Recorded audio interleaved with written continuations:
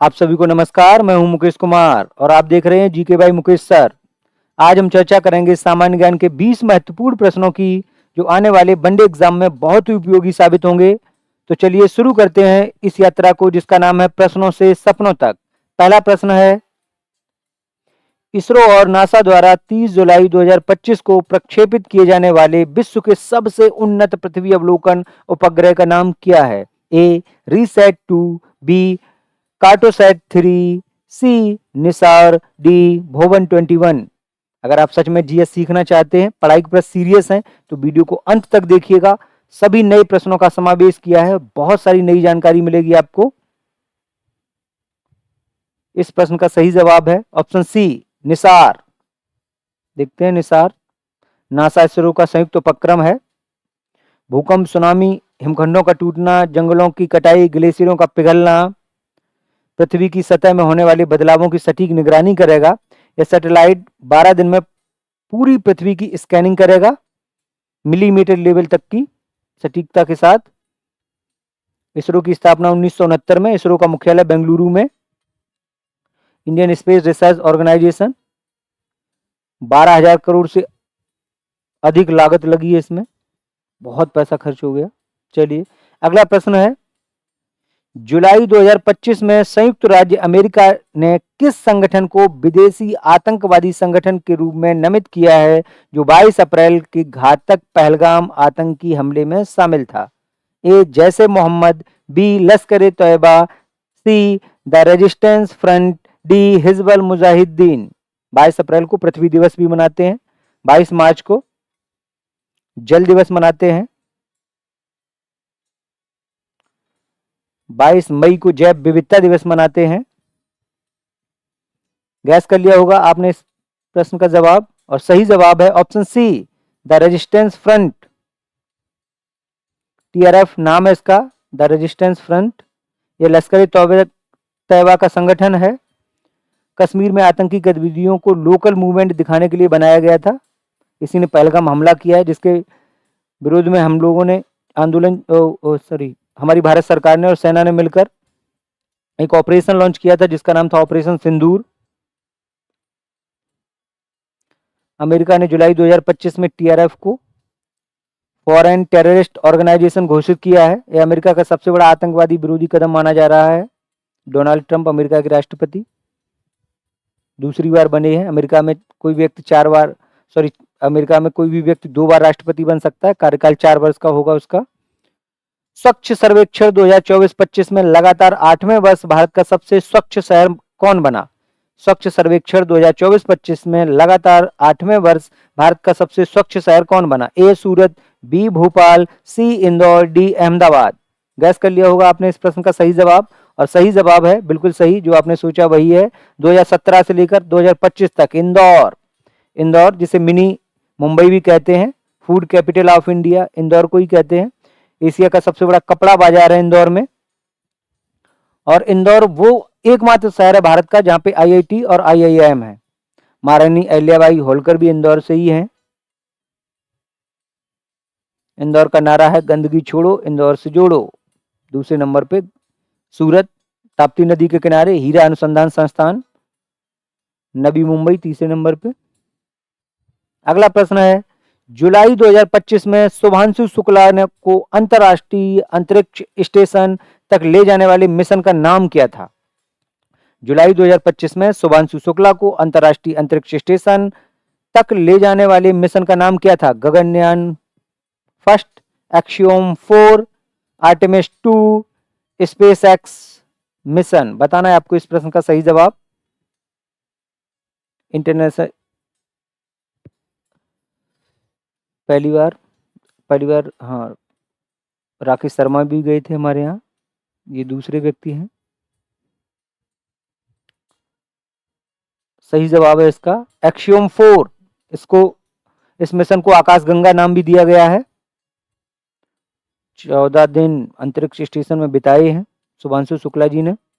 अगला प्रश्न है, जुलाई 2025 में अंतर्राष्ट्रीय क्रिकेट परिषद के नए सीईओ के रूप में किसे नियुक्त किया गया?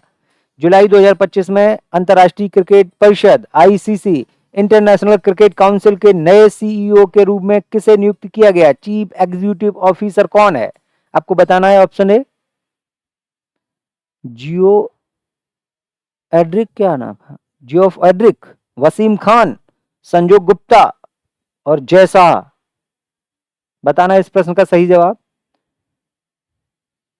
वीडियो आपको अच्छा लगता है तो और लोगों तक भी सब्सक्राइब भेजिएगा, इसको हमारे चैनल को सब्सक्राइब करिएगा, लाइक करिएगा और हमें कमेंट्स में जरूर बताइएगा कितने प्रश्न सही थे आपके। और इस प्रश्न का सही जवाब है ऑप्शन सी, संजोग गुप्ता। संजोग गुप्ता इससे पहले जियो स्टार के ये सीईओ भी रह के गए हैं, इसके बाद अब आईसीसी के हो गए। अगला प्रश्न है, महल में स्थित ग्रेट वाट कहां पाया गया है?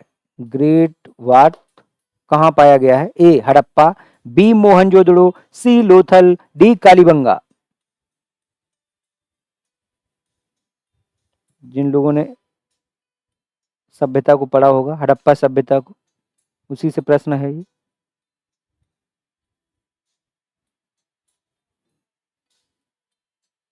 सही जवाब है ऑप्शन बी, मोहनजोदड़ो। ग्रेट वाट सिंधु घाटी सभ्यता की मोहनजोदड़ो साइट में स्थित है। इसे स्नानागार भी कहते हैं हिंदी में, अगर पढ़ा होगा। ईंटों से बना है स्नानागार, सार्वजनिक जलकुंड।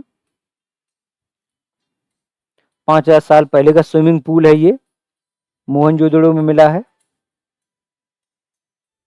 सिंधु घाटी सभ्यता की सबसे कमाल खोजों में से एक। राज्यपाल द्वारा जारी अध्यादेश को विधानसभा द्वारा कितने समय में पारित करना होता है? राज्यपाल द्वारा जारी अध्यादेश को विधानसभा द्वारा कितने समय में पारित करना होता है? ए 3 सप्ताह, बी 6 सप्ताह, सी 9 सप्ताह, डी 12 सप्ताह। वीडियो को अंत तक देखिएगा, सभी प्रश्न आपको नए मिलेंगे। और इस प्रश्न का सही जवाब है ऑप्शन बी, 6 सप्ताह। जब संसद का सत्र नहीं चल रहा होता है, कानून बनाना जरूरी होता है, उस समय राष्ट्रपति अनुच्छेद 123 में और राज्यपाल 213 में, जब विधानसभा का सत्र नहीं चल रहा होता है, तब राज्यपाल अध्यादेश जारी करता है जो 6 सप्ताह तक वैध रहता है। ठीक है, जब विधानसभा सोती है तब राज्यपाल अध्यादेश की छड़ी घुमाता है, पर 6 हफ्ते में जगाकर कानून बनाना होता है विधानसभा को। अगला प्रश्न है, किसी राजनीतिक दल को पंजीकृत दल की स्थिति पाने के लिए कम से कम कितने प्रतिशत मत पाने होते हैं? ए 30%, बी ए 3%, बी 6%, सी 1%, डी चुनाव आयोग की अलग प्रक्रिया होती है। आपको बताना है इस प्रश्न का सही जवाब। थोड़ा सा कॉम्प्लिकेटेड प्रश्न है, गैस करिएगा। जिन्हें संविधान अच्छे से आता है अंदाज लगा लिया होगा उन्होंने। चलिए, बिल्कुल सही, आपने जो सोचा वही सही है, ऑप्शन डी सही है इसका। चुनाव आयोग अनुच्छेद 324 में आता है। पंजीकृत राजनीतिक दल बनाने के लिए कोई न्यूनतम वोट प्रतिशत निर्धारित नहीं है। राज्य या राष्ट्रीय मान्यता पाने के लिए अलग अलग नियम है, मापदंड है। राज्य स्तरीय दल के लिए चुनाव में कम से कम 6% और कम से कम 2 विधायकों का चुनाव जीतना हो। अगर राष्ट्रीय दल के रूप में कुछ राज्यों में न्यूनतम 6% वोट और 4 राज्यों में विधायकों का चुनाव जीतना या 2% सीटें जीतना। ठीक है भाई, जितनी भी सीटें टोटल होंगी, ये नियम है।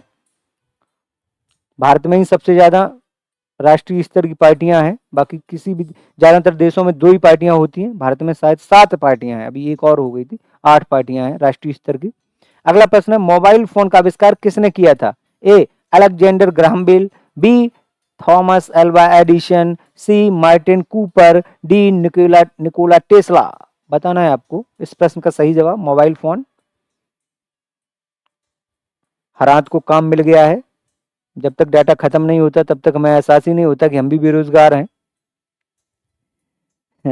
चलिए, जितना यूज हो रहा है उससे ज्यादा मिसयूज हो रहा है। सबसे पहली बार विज्ञान ने जितनी भी खोजें की हैं उनमें सबसे ज्यादा जो मिसयूज हुआ वो मोबाइल फोन का ही किया गया। यूज तो हुआ, इसमें कोई शक नहीं, लेकिन मिसयूज बहुत ज्यादा हो गया। जीवन अगर मोबाइल पास में ना हो तो ये लगता है कि कुछ छूट सा गया है ना। कुछ लोगों को तो कपकपी लगने लगती है मोबाइल पास में ना हो तो। इस प्रश्न का सही जवाब है option C, Martin Cooper. Martin Kapoor होता तो शायद ये भारतीय होते। 1973 में पहला पोर्टेबल मोबाइल फोन विकसित किया गया था। न्यूयॉर्क शहर में। अगला प्रश्न है, गन्ने की लाल सड़न रोग किसके कारण होती है? A fusarium, B colletotrichum falcatum, C rust fungus, D blight fungus. ये बॉटनिकल नेम भी बड़े टफ होते हैं। पहले था क्षितिजल पावक गगन समीरा, 5 तत्व मिल बना शरीरा। अब व्हाट्सएप, फेसबुक, इंस्टाग्राम भी जरूरी हो गए एक व्यक्ति के निर्माण में। चलिए इस प्रश्न का सही जवाब है, देखते हैं। ऑप्शन बी कॉलेट्राइम फैल्केटम, जो गन्ने की लाल सड़न का कारण बनता है। इससे पैदावार में भारी नुकसान होता है। अगला प्रश्न है, किस कोशिकांग को एटम बम कहा जाता है? किस कोशिकांग को एटम बम कहा जाता है? ए माइटोकॉन्ड्रिया, बी राइबोसोम, सी लाइसोसोम, डी नाभिक। बताना है आपको। आप मेरे अगर सभी वीडियो जाके देखते हैं तो सब जितने भी वीडियो मैंने बनाए अभी तक, ये 24वां वीडियो है सीरीज का। हर वीडियो में नए प्रश्नों का समावेश किया है। आपको लेवल भी पता चलेगा कि आजकल प्रश्न कैसे पूछे जा रहे हैं। और इस प्रश्न का सही जवाब है ऑप्शन सी लाइसोसोम। इन्हें एटम बम इसलिए कहा जाता है क्योंकि अगर ये सेल के अंदर टूट जाएं तो सेल खुद ही नष्ट हो जाता है। यह सेल का कचरा निपटान केंद्र भी है।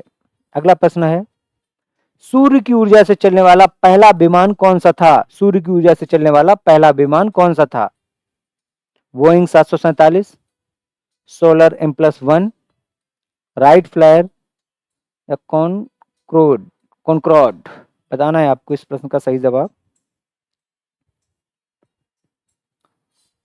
और इस प्रश्न का सही जवाब है, गैस कर लिया आप लोगों ने?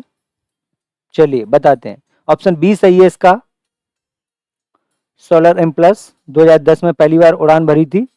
ये विमान पूरी तरह से सौर ऊर्जा से चलता है और इसके पंखों पर सोलर पैनल लगे होते हैं। उद्देश्य प्रदूषण मुक्त और टिकाऊ उड़ान तकनीकी विकसित करना है। अगला प्रश्न है, ब्लड बैंक की अवधारणा सबसे पहले किसने दी? ब्लड बैंक की अवधारणा सबसे पहले किसने दी? A doctor Edward Jenner, B Charles Drew, C Louis Pasteur, D Alexander Fleming. Blood group की खोज किसने की, ये हमें कमेंट्स करके आप बताइएगा। ब्लड बैंक की अवधारणा जिन्होंने दी, नस्ल विरोधी आरोप भी लगे इन पर, बहुत सारे लोगों ने इन्हें पसंद नहीं किया, लेकिन ये गड़े विज्ञान के जगत में, चिकित्सा की जगत में बहुत बड़ा काम करके गए हैं। सही जवाब है इसका डॉक्टर चार्ल्स डू। आधुनिक रक्त बैंक की नींव रखी और रक्त को संग्रहित करने की तकनीकी विकसित की। बहुत फायदा होता है ब्लड बैंक से। रक्तदान और आपातकालीन चिकित्सा सेवाओं में क्रांति ला दी। किसी भी ऑपरेशन में ब्लड की तो सबसे ज्यादा जरूरत होती है और तुरंत ब्लड मिलना बहुत मुश्किल भी हो जाता है, लेकिन ये ब्लड बैंक होने से बहुत फायदा है। अगला प्रश्न है, बंद अर्थव्यवस्था किसे कहते हैं? बंद अर्थव्यवस्था किसे कहते हैं? ए ऐसा देश जो केवल निर्यात करता है, बी ऐसा देश जिसमें आयात और निर्यात दोनों बंद हैं, सी ऐसा देश जो केवल आयात करता है, डी ऐसा देश जो विदेशी निवेश करता है। बताना है सही जवाब आपको। बहुत मेहनत से वीडियो बनाया मैंने। और इस प्रश्न का सही जवाब ऑप्शन बी ऐसा देश जिसमें आयात और निर्यात दोनों बंद हों। उस अर्थव्यवस्था को सेल्फ सफिशिएंट इकोनॉमी या क्लोज्ड इकोनॉमी भी कहा जाता है। बंद अर्थव्यवस्था में विदेशी मुद्रा के लेन देन नहीं होते, जिससे अंतर्राष्ट्रीय संबंध प्रभावित हो सकते हैं। बिल्कुल सही बात है। अब भारत में खुली अर्थव्यवस्था की शुरुआत 1992 में, उस समय आरबीआई के गवर्नर डॉक्टर मनमोहन सिंह थे, तब से शुरू हुई। अगला प्रश्न है, कर उतने ही निश्चित हैं जितनी मृत्यु। कर उतने ही निश्चित हैं जितनी मृत्यु, यह कथन किस कारण से कहा गया है? ए कर समय पर नहीं दिए जाते हैं, बी सरकार कर माफ कर देती है, सी कर सरकार की आय का मुख्य स्रोत है, डी कर केवल अमीरों से लिए जाते हैं। बताइए। टैक्स जरूरी है। भारत में 2 प्रकार के कर लगते हैं, प्रत्यक्ष कर और अप्रत्यक्ष कर। चलिए इस प्रश्न का सही जवाब है, कर सरकार की आय का मुख्य स्रोत है। ऑप्शन सी सही है इसका। ये प्रसिद्ध कथन सबसे पहले बेंजामिन फ्रैंकलिन द्वारा कहा गया था। 2 प्रकार के कर हैं, प्रत्यक्ष अप्रत्यक्ष। अप्रत्यक्ष कर में जीएसटी और प्रत्यक्ष कर आप जो भी खरीदते हैं, सॉरी जो नौकरी करते हैं आप पे वो टैक्स लगता है, आपकी सेवा वो तनख्वाह मिलती है उस पे। भारत सरकार में समझौता ज्ञापन एमओयू प्रणाली की शुरुआत किस वर्ष की गई थी? 1975-76, 1980-81, 1987-88, 1991-92। MOU modern day understanding system, MoUs. बताना है आपको इस प्रश्न का सही जवाब। थोड़ा सा कठिन प्रश्न है, कोशिश करेंगे आप। चलिए, और इस प्रश्न का सही जवाब है ऑप्शन सी 1987-88। एमओयू प्रणाली की शुरुआत भारत सरकार और सार्वजनिक क्षेत्र की इकाइयों के बीच उत्तरदायित्व और प्रदर्शन को बेहतर बनाने के लिए की गई है। मतलब भारत सरकार सार्वजनिक क्षेत्र की कंपनियों के साथ समझौता करती है, वही है। बाद में प्रोफेसर आर के मिश्रा समिति की सिफारिश के बाद लागू किया गया था। अगला प्रश्न है, किस हैवीवेट बॉक्सर ने अपने पूरे करियर में एक भी मुकाबला नहीं हारा? किस हैवीवेट बॉक्सर ने अपने पूरे करियर में एक भी मुकाबला नहीं हारा? A Muhammad Ali, B Mike Tyson, C Rocky Marciano, D Floyd Mayweather junior. बताना है। ये ऐसे मुक्केबाज रहे, 1923 में पैदा हुए, 1969 में जब प्लेन क्रैश हुआ तब इनका निधन हो गया। 49 मुकाबले इन्होंने खेले और एक भी मुकाबला नहीं हारा, ना कोई ड्रा रहा। अजय रहे इकलौते हैवीवेट मुक्केबाज हैं ये। अगर नाम आपने गैस कर लिया तो अच्छी बात, मुझे नहीं लगता आपने इस प्रश्न का सही जवाब ढूंढ पाया हो। और इस प्रश्न का सही जवाब है option C Rocky Marciano, America के रहने वाले हैं ये देखो जो बात मैंने बताई आपको।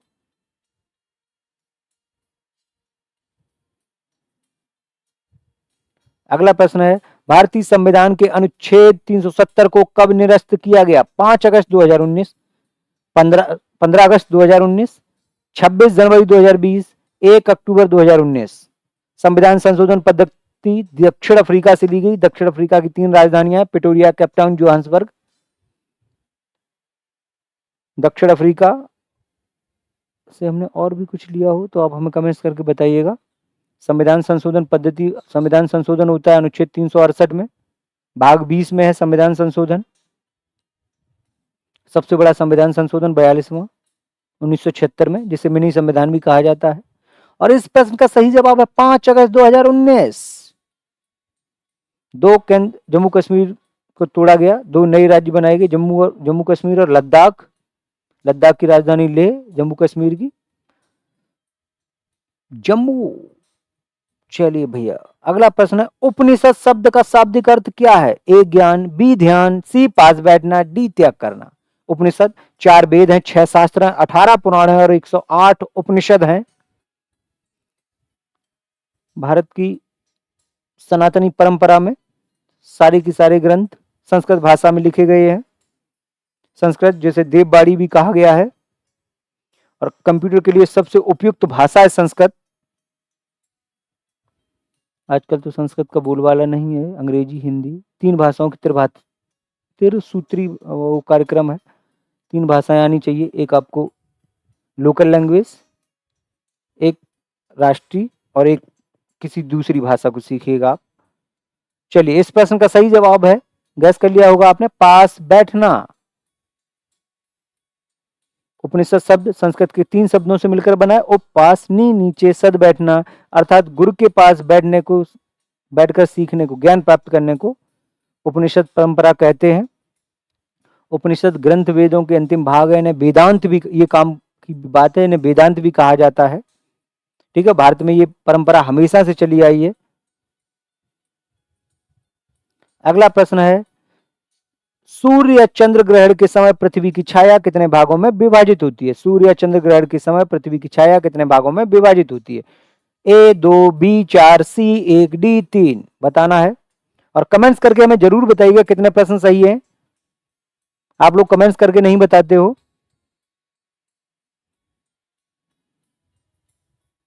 और इस प्रश्न का सही जवाब है ऑप्शन डी 3।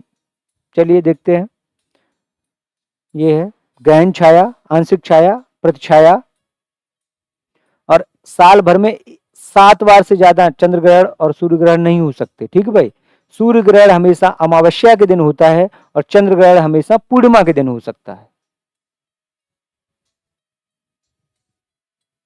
ठीक है, अधिकतम 7 बार। एक प्रश्न और है, भारतीय संविधान की प्रस्तावना किस देश के संविधान से प्रेरित है? भारतीय संविधान की प्रस्तावना किस देश के संविधान से प्रेरित है? A Britain, B France, C America, D Australia. आपकी मदद कर दूं मैं इसमें। ऑस्ट्रेलिया से समवर्ती सूची ली गई, ब्रिटेन से संसदीय शासन प्रणाली ली गई, फ्रांस से गणतंत्र लिया गया और प्रस्तावना की भाषा, मौलिक अधिकार, सर्वोच्च न्यायालय का गठन और शक्तियां ये सभी लिए गए अमेरिका से। दुनिया का पहला देश जिसने संविधान लागू किया, सबसे कठोर संविधान भी अमेरिका का है। 1789 में अमेरिका का संविधान लागू हुआ है, 1776 में अमेरिका का आजाद हुआ था। और संविधान की जननी कहा जाता है इंग्लैंड को, और भारतीय संविधान का जनक कहा जाता है डॉक्टर भीमराव अंबेडकर को। आपने हमें सुना, कमेंट्स करके जरूर बताइएगा कितने प्रश्न सही थे। अमेरिका, वही सब बातें हैं। प्रस्तावना में 42वां संविधान संशोधन 1976 द्वारा 3 महत्वपूर्ण शब्द जोड़े गए, समाजवादी, पंथ निरपेक्ष, एकता और अखंडता।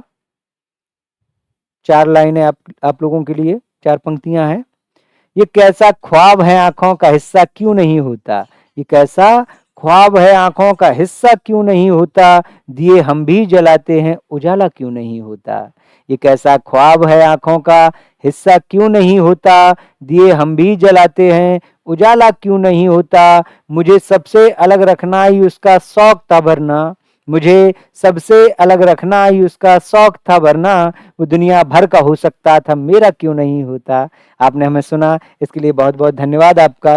और जल्दी मिलते हैं नए वीडियो के साथ, तब तक के लिए स्वस्थ रहें, मस्त रहें। जय हिंद, जय भारत।